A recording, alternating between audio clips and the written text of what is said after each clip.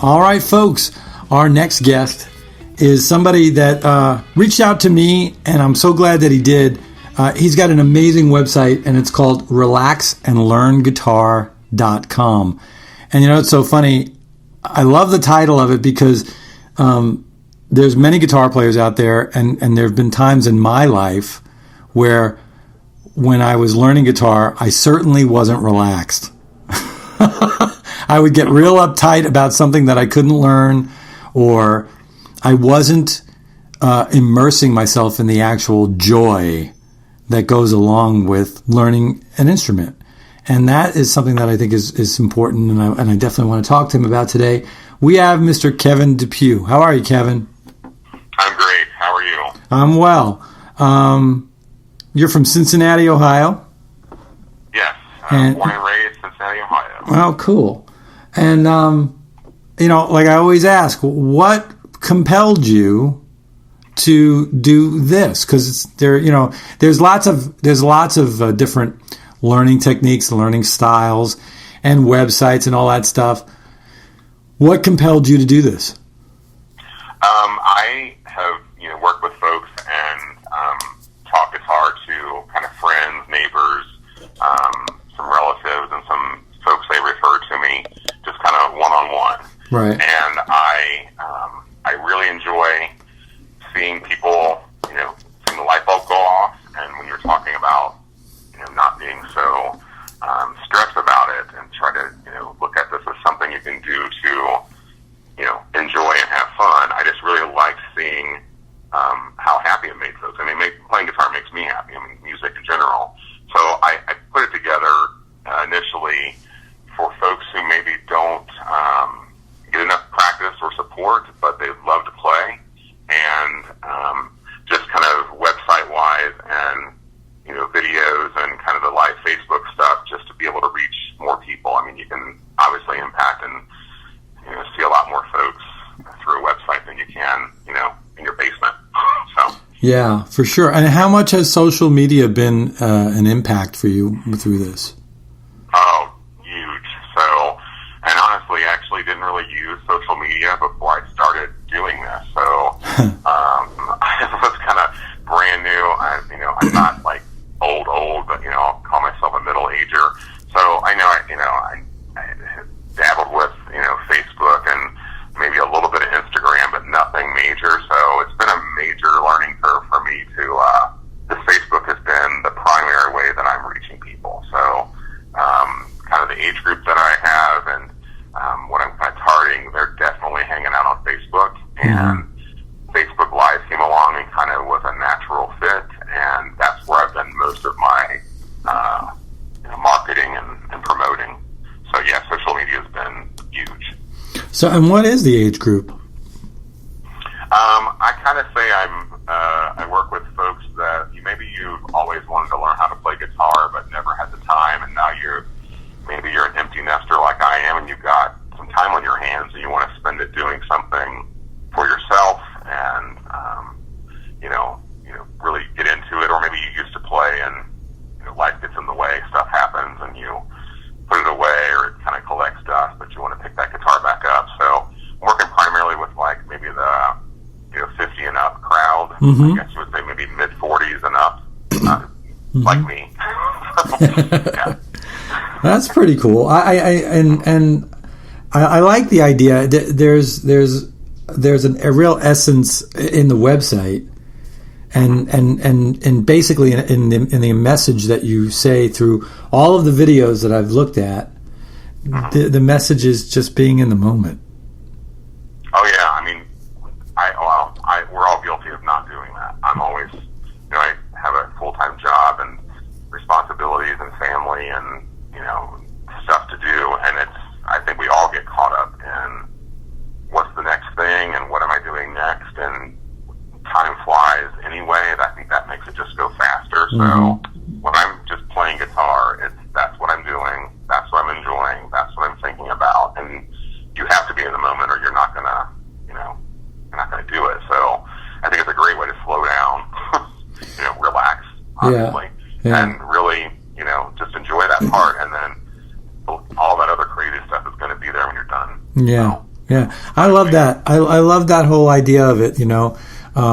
It's funny. I've been playing guitar since 1975, and I have to be honest. It's not until the last couple of years that I've actually been able to enjoy it much more organically than I ever have before, and that's because I've just said to myself, I'm just gonna see what happens. I'm just gonna, like, once again, I'm just gonna be in the moment with it. It's always been, deadlines and projects and studio work and bands and whatever it was over the years, and now it's at a place for me that it's like it's an old friend that I'm hanging out with instead of this other thing. But to be honest with you, I mean, I still have all those deadlines. I'm working on a movie right now. I'm working on new music for of original material that I haven't done in years. And I got the show, but at the same time, I've been able to find a way. And honestly, this is and it's really come to my head just since I got turned onto your website. That really just being in the moment with the instrument, and it's really healthy. I'm totally stealing the old friend comment if you don't care. I love that. I like how that's a good way to put it. Yeah, I mean, because I've got a lot of instruments, and some of them are relics from another time. But I couldn't part with them, so they're like, they're part of my legacy, or whatever you want to call it. But I still have my little Mexican Stratocaster. I'll never get rid of that. Yeah. Yeah. So and I'm looking at testimonials from people, and they're so pleased that they found you and that they're doing what they're doing. And is there anybody any story in particular that has kind of moved you?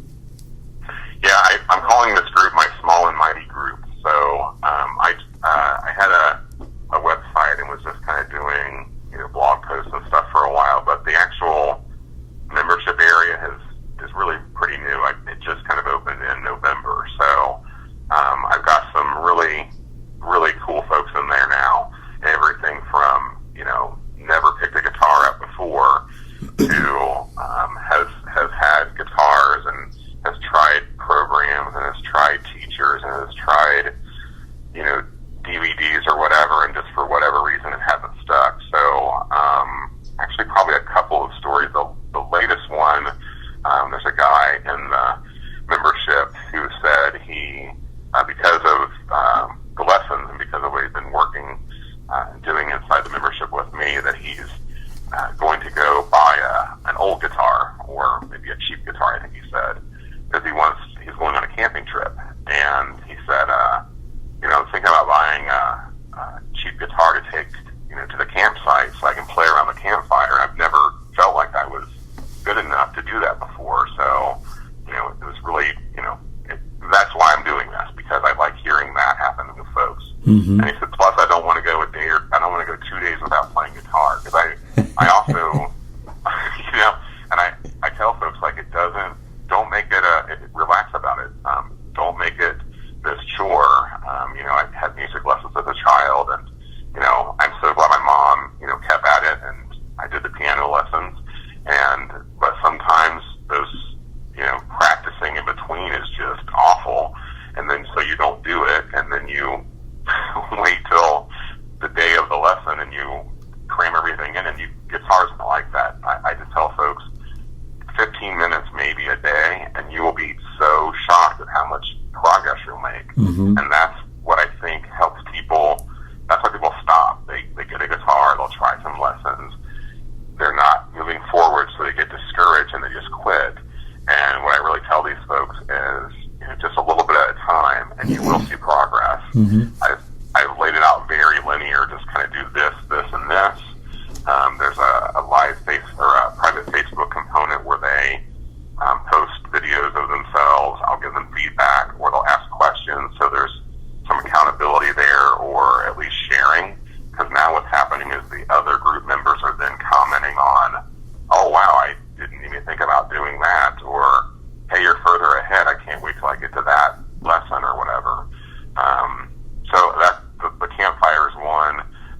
a guy in there who said, my wife is so happy that I've finally learned a song. So we worked on, I think it was, I say Folsom Prison Blues. We were doing some Johnny Cash stuff and great beginner stuff. And then also, the licks, the beginning of that song is just iconic and very gratifying. And when you can actually play that lick, and he's like, my wife is so psyched because I'm actually playing a song now. So it's the little things, those little pieces as to why it keeps working. So I just want to do that with more people. Yeah, that's great. I love that. And it's we're at an interesting time right now in the guitar community. For those of you, go back and listen to my interview with George Gruen, and he's talking about the guitar bubble. Saying that we're in a situation is that we're not bringing enough new guitar players into the fray, and they keep making guitars, and we're getting to a point where there's more guitars than there are players, and it can really hurt the industry. Guitar, I had Michael Melinda on from Guitar Player magazine. We chatted about that. He then went ahead and he did a cover story on who will save guitar, and I've been asking that question for a long time, and really, to be honest, everybody is going to have to be involved in that. It can't be. I don't think it's going to be an Eddie Van Halen type person that's going to get a whole bunch of people to pick up the guitar again. I think because of saturation of media, such as it is. It's going to have to be grassroots stuff like what you're doing to get people involved. Love part of that. Unless I make a new video game, another Rockstar video game or whatever. Yeah, right. Yeah. I figure that out. Yeah, Guitar Hero. Yeah. Guitar Hero. That's it. Yeah, I love what Stephen Colbert said one time about Jeff Beck. His daughter. He was hosting a show, and Jeff Beck was playing. And after Jeff Beck played, his daughter, Stephen Colbert's daughter, was in the audience, and he said, "You see that, honey? He got the highest score on Guitar Hero, and he's never even played the game." Like that, yeah. I would love to be part of a grassroots effort to kind of get stuff out there. I've actually got grandkids, and they'll mess around with just a ukulele at this point, but just look, there's something that's not made out of glass that you can touch and feel and play, and it's and it's awesome. So, I totally get that. I think it's going to be. Honestly, just sitting here thinking about it, I think the possibility could be that somebody's going to find a way of melding, the wire and the wood with the digital technology in a way that's going to be fresh and new and interesting, and where people are going to want to, really take advantage of it. That's pretty exciting to think about. Yeah. And it's interesting too because there's a blog that you did on actually on the 24th of January this past year that I thought was also important to it was great for a primer for people who are, well, should I play guitar? Because I remember my dad always saying, well, I just don't have the dexterity, or I'm too old, or da-da-da-da. And you had that 10 guitar myths. My fingers, I don't have the right hands. Like that. Yeah, right. And you go look at Pat Metheny, he's got very tiny hands. But, he's brilliant. And you did a blog called 10 Guitar Myths. Tell us a little bit about that. Let's see. That kind of came from, so one of the things I do with the website is I offer some free lessons for folks in exchange for their email, just to kind of get, see if they're interested and get them going. And then in part of that correspondence with people, I ask them, kind of what are you having trouble with, right? And, what could I help with? And there were just kind of some I started seeing common themes in there. With people asking like similar questions or bringing up similar parts. So I thought, maybe I'll just kind of throw some of those together in one kind of easy place to see. So that's what kind of brought that up. One of the big things I've heard from people I'm too old to learn this. I'm too old to do this. Yeah. Whether it's arthritis or it's just memory or whatever it might be, that was a big one. And, I don't know how to read music, and I don't, understand music theory, and I don't have time to, do all these scale exercises. So, there is so, the internet's amazing, and, I obviously use it all the time, and all of us do, but there's so much information out there, and kind of depending on where you land or where you go to get it, it can be overwhelming, and it can be confusing, and you're like, what's true, what's not. So those are just kind of the top 10 things that I thought was important for folks to understand. Yeah. You might think that, but in my opinion, I'm not the know it all, be it all, but in my opinion, these are the things that are not true. In fact, because you aren't too old. You don't have to practice your scales over and over and over in order to play lead guitar. There's you don't have to have the right hand to play guitar. You don't need a lot of money. You can get some really, really awesome instruments now for not a lot of dough, and as long as you kind of get them set up right and the action's good. I do focus kind of on the acoustic. I feel like it's a little more accessible just starting out. You don't have to worry about the gear or that kind of, I play electric guitar too, but most of what I focus on, at least beginner-wise, is the acoustic guitar, because I think it's right there. And I've always thought, like, an acoustic guitar, a person's voice, maybe a little bit of percussion, and it's, you can do some amazing stuff. So I just kind of thought that was kind of a good place to start. Here's 10 quick things. You might think you can't do this, but you really can. Yeah. So. Yeah. Who were your influences growing up? Oh my gosh, so many. So I started out with playing piano and taking piano lessons, but I was the sixth grader at the classical recital who wanted to play Stairway to Heaven and like Crimson and Clover. I remember those two distinctly. My teacher at the time was like, you can do Stairway to Heaven, but you've also got to do whatever this other piece was. I played piano that time. I got a guitar around the age probably 14, and it was like the piano was over. And I still dabble, but ever since I got the guitar, that was it. Early influences. So I was high school in the early mid 80s. But my older brother had some 8-track tapes that I remember taking out to my dad's pickup truck. I didn't have a stereo, but there was an 8-track player in my dad's pickup truck. So Van Halen 1, Led Zeppelin 4, the Beach Boys' greatest hits, and I think it was like a Cars. I think the Cars were big then. So it was kind of an eclectic mix, but I remember those being like the first kind of, music things I listened to over and over.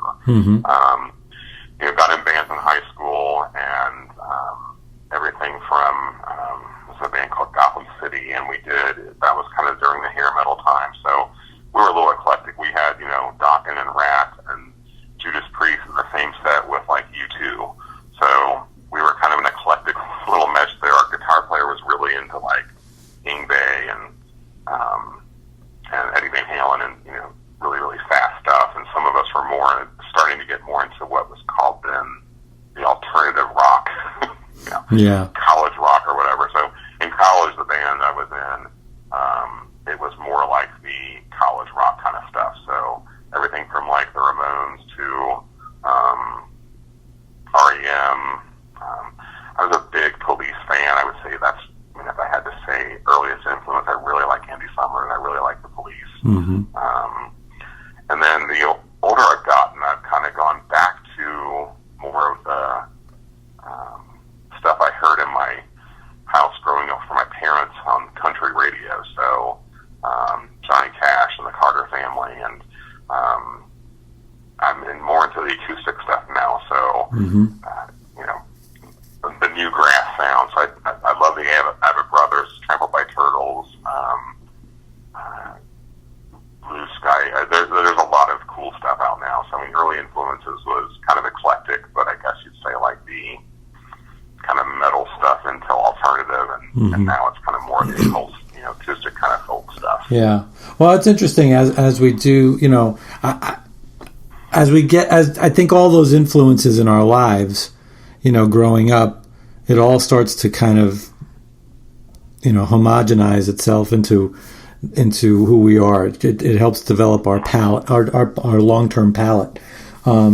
Because I had the similar thing where growing up, there was Hank Williams played in the house, and Hank Snow and Roy Clark and Jimmy Bryant and stuff like that being played in the house. And it's not, I knew it, in my head, note for note, what was going on there, but it wasn't anything that I was going to play because I went off to play. I was too cool to play that stuff. I'm playing the cool stuff, Well, I thought it was cool, but not cool enough to listen to with my friends.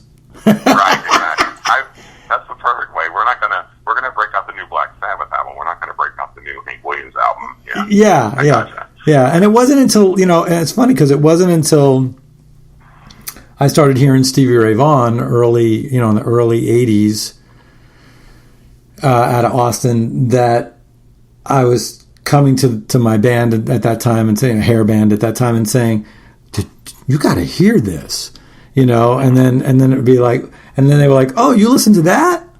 So do I. And then all of a sudden it was like, really? Well, I also listen to Prince. You do? Me too. It turned into this, and that was it. Then what was getting played on our bus was, then it turned into this whole other thing, And I appreciate the fact that a lot of those musicians coming up were always citing their influences, because I found that, when I first heard Zeppelin, I thought all those songs were theirs. Yeah. And I think the majority of us did, for the uninitiated, But yeah, it's cool. So what's your plan for world domination here? My plan to take over the world. Well, the sketch at this point is just kind of building, just getting known at this point. So very appreciative to be able to talk with you.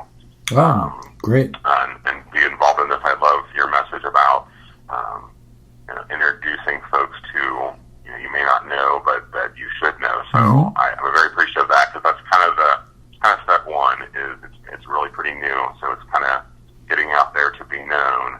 And then I'd really like to get my small and mighty group a little bit small and mightier, and I'm basically asking them what do you want, what do you need, trying to make that for them, and then really kind of build from there as to what is next inside, like the video library of the lessons, the pieces from there. But as far as world domination, it's going to be some marketing and getting out there and talking with folks and meeting folks and spreading the word, and then hopefully folks finding enough value in what I'm doing to be interested, and then join up and eventually have a nice large group. I think the more folks that are in there, the more they'll interact with each other, and it becomes more of a community and somewhere you can go to learn, and not only learn but also then teach. You can teach other people. You can share your stuff.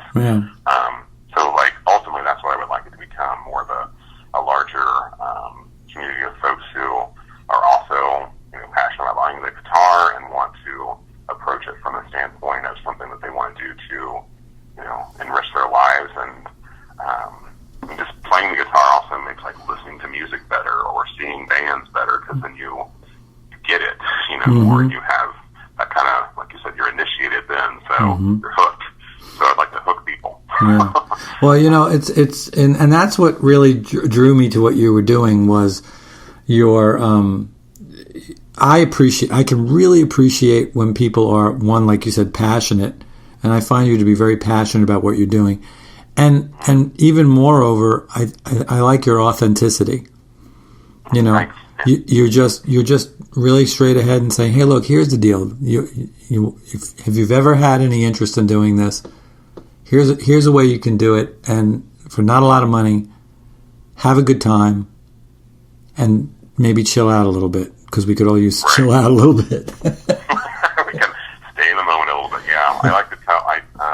There's a Bob Weir quote that I don't know if it's like specifically word for word, but I read it in a book from Bob Weir saying that he wasn't like the most exceptionally talented guitarist, or he may have been talking about the Grateful Dead band in general, but wasn't the most exceptionally talented, but they were the most exceptionally determined. And that's why I tell people, like, you don't have to have all this talent that's just bursting out of you, but if you're determined, then you can definitely do it. And I do feel like I'm determined to see if this is going to work. It might morph into something else, but I mean, kind of right now, this is what feels right as far as, because that's what folks are saying. Like, I do like the lessons. I do like that I'm making progress, and they're engaged in the membership. So I feel like that's in the right direction. It's just kind of getting the word out to more people about it. Yeah, it's all about intention. Yeah. But yeah, I appreciate the authenticity comment. That's pretty straightforward. And that's the way to be, man. That's the way to be. Hey, Kevin, I can't thank you enough for being on the show, man. Thanks so much for the opportunity. I've had some incredible guests on here and do some awesome stuff. Been at it for a while, and just was listening back, and we were talking about doing the syndication thing, which is that. Congratulations on that. Thanks. Yeah, that's amazing. So thanks so much for having me. Oh, my pleasure. My pleasure. And and 11 countries are hearing you right now, so that's kind of cool. Nice. Okay, no pressure. I'm glad you didn't tell me that at the beginning. Folks, you can go to relaxandlearnguitar.com. Check out the website. There's a lot of great stuff on there. The blogs alone are worth the price of admission. And you can check them out on Facebook, YouTube, Twitter, Google+, and Pinterest. And of course at relaxandlearnguitar.com. Kevin Depew, thanks so much for being on Guitar Radio Show, man. All right, thank you very much, too. All right, hold on one second. We're going to sign off right here. Okay. Check out Guitar Radio Show on Facebook, Twitter, Google+, Instagram, and Tumblr. And of course, on guitarradioshow.com.